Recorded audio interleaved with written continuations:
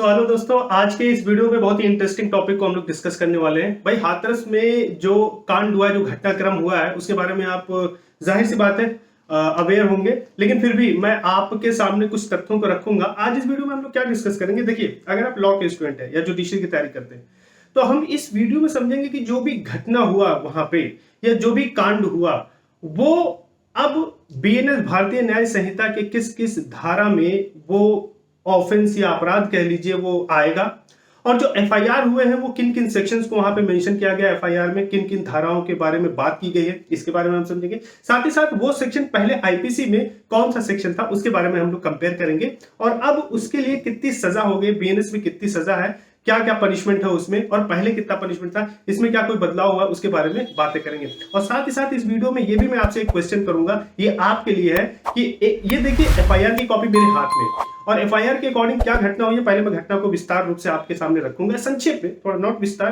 पूरा एक्सप्लेन नहीं करूंगा, थोड़े थोड़े टॉपिक में बताऊंगा आपको कि क्या एक्चुअल में हुआ था, ताकि आपको समझ में आ पाए। जब मैं सेक्शन बताऊंगा तो आपको समझ में आएगा भाई ये सेक्शन क्यों लगाया गया, एफआईआर में क्यों इस सेक्शन के बारे में है।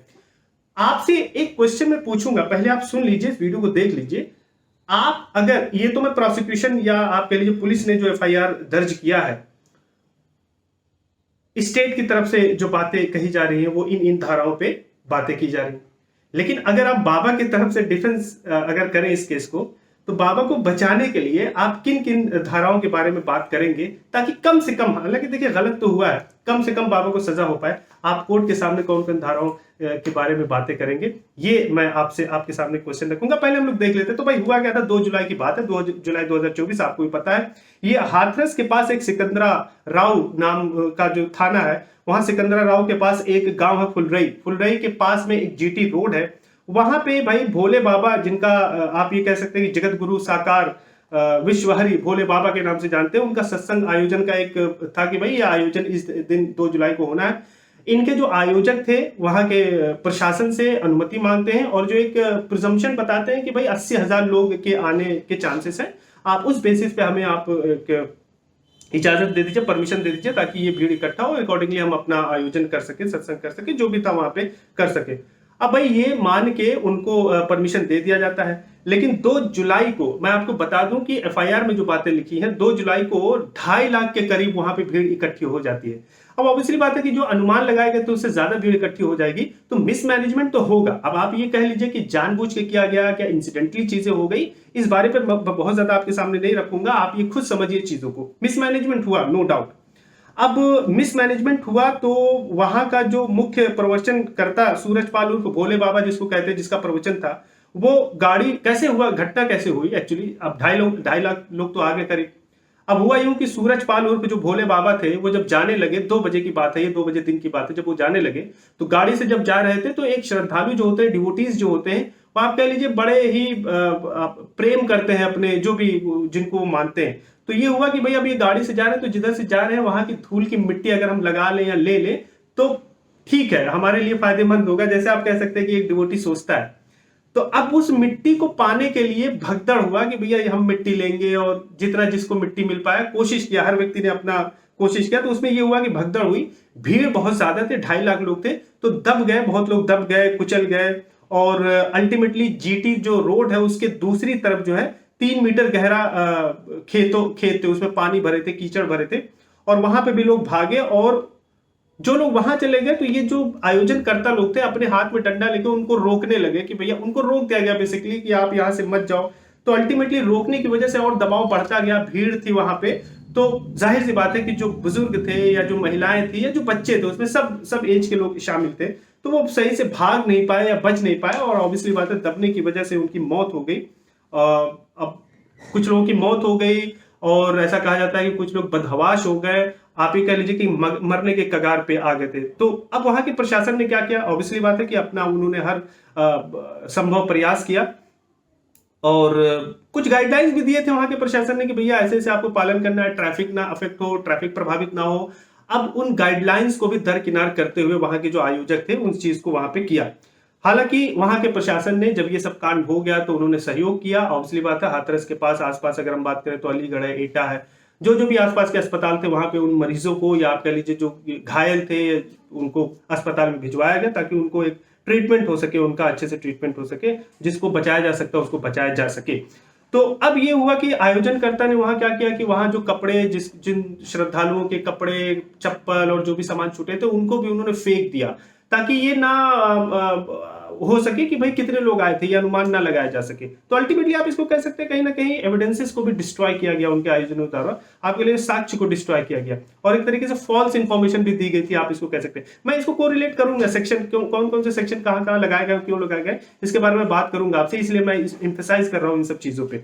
तो अब ये हुआ कि भाई निर्दोष लोग मारे गए, मर गए, गंभीर रूप से चोटिल हो गए, घायल हो गए, अल्टीमेटली जाने भी गई।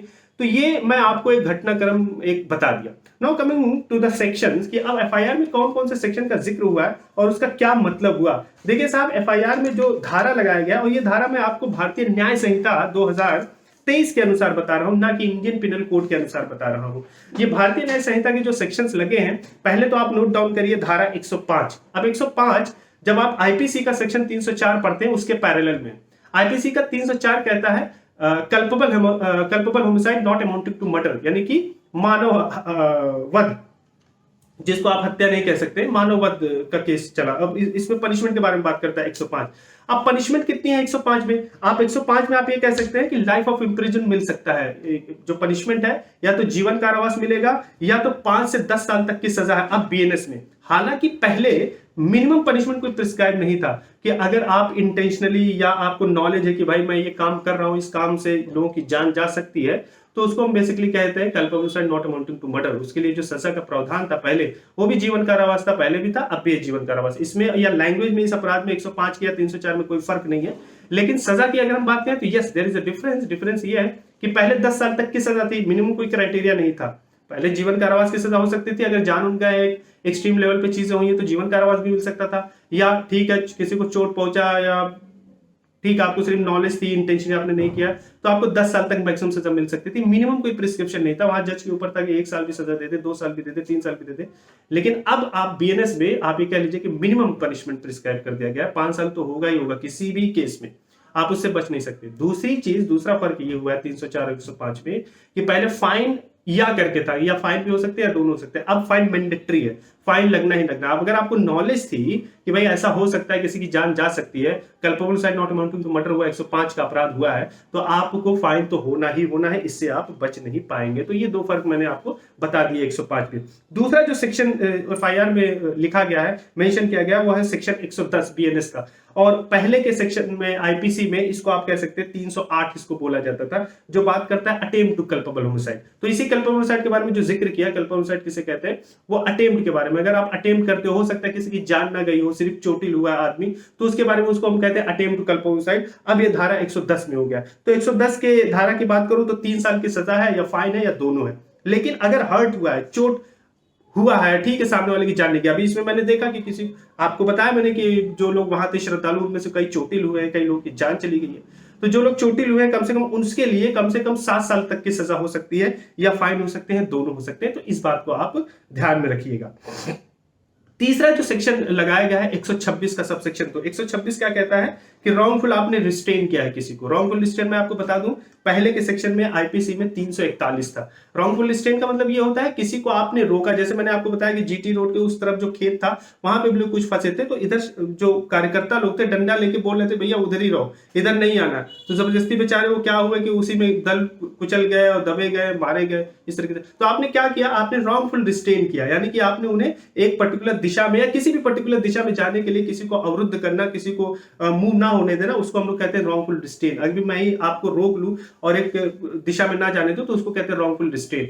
अगर एक कमरे में किसी को बंद करके रख दिया जाए, एक पेड़ से बांध दिया जाए, किसी चीज से बांध दिया जाए, एक लिमिट बना दिया है कि भैया इसके बाहर आप नहीं जाओगे, तो उसको रॉन्गफुल कन्फाइनमेंट कहते हैं। वो एक अलग बात है, ये इस सेक्शन में, मतलब एफआईआर में वो सेक्शन नहीं, एफआईआर में रॉन्गफुल रिस्ट्रेन है। तो रॉन्गफुल रिस्ट्रेन की सजा कितनी होती है? अगर हम सजा के बारे में बात करें तो रॉन्गफुल रिस्ट्रेन की सजा जो होती है सिंपल इंप्रिजमेंट होता है, साधारण कारावास होता है, 1 महीने तक की, या फाइन हो सकते हैं या दोनों हो सकते हैं, और जुर्माना भी हो सकता है आपको 5000 रुपए। जुर्माना में फर्क पड़ा है, पहले आईपीसी में 500 रुपया था, अभी 5000 हो गया। ठीक है जी, तो ये एक बात हो गई। चौथा जो सेक्शन लगाया गया इसमें 223 का सेक्शन लगाया गया है, आईपीसी बीएनएस का 223। आईपीसी का पहले 188 था। ये कहता है कि अगर आप डिसोबे करते हैं, कोई पब्लिक ऑफिसर है, लोक अधिकारी है, वो अगर कोई डायरेक्शन देता है, अगर आप डिसोबे करते हैं और आपके डिसोबे होने की वजह से उस पर कोई अपराध हो गया उसके बाद, तो वो कहते हैं कि आपने 223 का अपराध किया, आप बीएनएस में disobey to order duly promulgated by public servant. ठीक है जी। और ऐसा डिसोबे एक तो होता है कि सिर्फ आपने डिसोबे किया, ठीक है, कोई जान उन नहीं गया, तब तो ठीक है, आपको सिंपल इंप्रिजनमेंट हो सकता है 6 महीने तक का, या फाइन हो सकता है 2500 का। पहले ये था 1 महीने की सजा या फाइन 200 रुपए तक का था, या दोनों हो सकते थे। लेकिन उस डिसोबे की वजह से मान लो किसी को जान चली गई किसी की, आपने माना नहीं। अब जैसे इसमें 80,000 थे, 2.5 लाख थे, अब उन्होंने प्रशासन ने कुछ डायरेक्शन दिया था, निर्देश दिया था कि भैया ट्रैफिक इम्पैक्ट नहीं होना चाहिए, या ऐसे आपको करना है, ये बंदोबस्त करना है, कुछ डायरेक्शन दिए गए होंगे वहां के प्रशासन के द्वारा। अब इन्होंने नहीं माना, अब उसकी वजह से जान चली गई, तो आप ये कह सकते हैं अब जो सजा मिलेगी 1 साल तक की सिंपल इंप्रिजनमेंट की सजा हो सकती है अगर साबित हो गया, या फाइन लग सकते हैं 5,000 रुपए का, या दोनों हो सकते हैं। इस केस में पहले आईपीसी में 6 महीने की सजा थी मैक्सिमम, विच में एक्सटेंड टू 6 मंथ्स, या आप कह सकते हैं कि 1,000 रुपए तक का फाइन था, दोनों था। लेकिन अब ये बढ़ गया, तो अंतर क्या हुआ ये भी मैंने आपके सामने रख दिया है कि पहले क्या था अब क्या हो गया। लास्ट जो सेक्शन है मैं आपके सामने रखना चाहूंगा 238 का, और पहले ये था आईपीसी में 201। क्या कहता है 238 भारतीय न्याय संहिता का? ये कहता है कि अगर आप साक्ष्यों को मिटाएंगे या आप गलत इंफॉर्मेशन देंगे, सूचना देंगे, आप जानते हैं कि भैया ये अपराध हुआ है और आप साक्ष्यों को छुपा रहे हैं या गलत इंफॉर्मेशन दे रहे हैं, क्यों? क्योंकि सामने वाला जो अपराधी है वो स्क्रीन हो जाए, वो बच के निकल जाए। अब हमने आपको बताया कि जो चप्पल जूते छूटे हैं, सामान छूटे थे श्रद्धालुओं के, वो भी मैंने आपको बताया कि फेंक दिए गए थे उन आयोजकों द्वारा, छुपा दिए गए थे ताकि पता न चले कि कितने लोग आए थे। तो कहीं ना कहीं आप कह सकते हैं कि एविडेंस को डिसअपियर किया गया। क्यों? क्योंकि बाबा को स्क्रीनिंग करने के लिए, बाबा को स्क्रीन करने के लिए। तो अब इसके लिए जो सजा है, एक तो है कि भैया आपने एक ऐसे अपराध में जो एविडेंस, मतलब कि मान लो कोई अपराध हुआ है जिसकी सजा डेथ पेनाल्टी है, उस अपराध में जो एविडेंस है उसको छुपाने के लिए, उसको अगर आपने छुपाया है तो भाई ज्यादा सीरियस है, तो वहां पे आपको 7 साल तक की सजा हो सकती है या फाइन लग सकते हैं। तो मैं ये कह सकता हूं कि चलो इस केस में तो ये नहीं फॉल होगा। हमने आपको बताया लाइफ ऑफ इंप्रिजमेंट है ना, ये जो कल्पोमोसाइड नॉट अमाउंटिंग टू मर्डर है। तो यानी कि दूसरा वाला कंडीशन ये है कि अगर आपने एक ऐसे अपराध में शामिल एविडेंसेस को छुपाया जिस अपराध की सजा जो है जीवन कारावास हो सकती है, और उसमें इन्वॉल्व एविडेंसेस को, उसमें यूज किए एविडेंसेस को आपने मिसलीड किया है, छुपाया है, गलत इंफॉर्मेशन दिया है, तो जो आपको सजा होगी वो 3 साल तक की सजा हो सकती है या फाइन हो सकते हैं। तो दिस इज द सिनेरियो। तो इस दूसरे वाले केस में फॉल हो सकता है। तो जितने श्रद्धालु थे या जो कोई भी उन एविडेंसेस को छुपाया होगा, अगर सिद्ध हो गया तो 3 साल तक की उनको सजा हो सकती है या फाइन हो सकते हैं। फाइन का कोई अमाउंट मेंशन नहीं, कुछ भी हो सकती है depending on the circumstances of the case. तो उम्मीद करता हूं अब आपको चीजें समझ में आई होंगी। तो एक बार दोबारा मैं रिपीट करता हूं, धारा 105, 110, 126।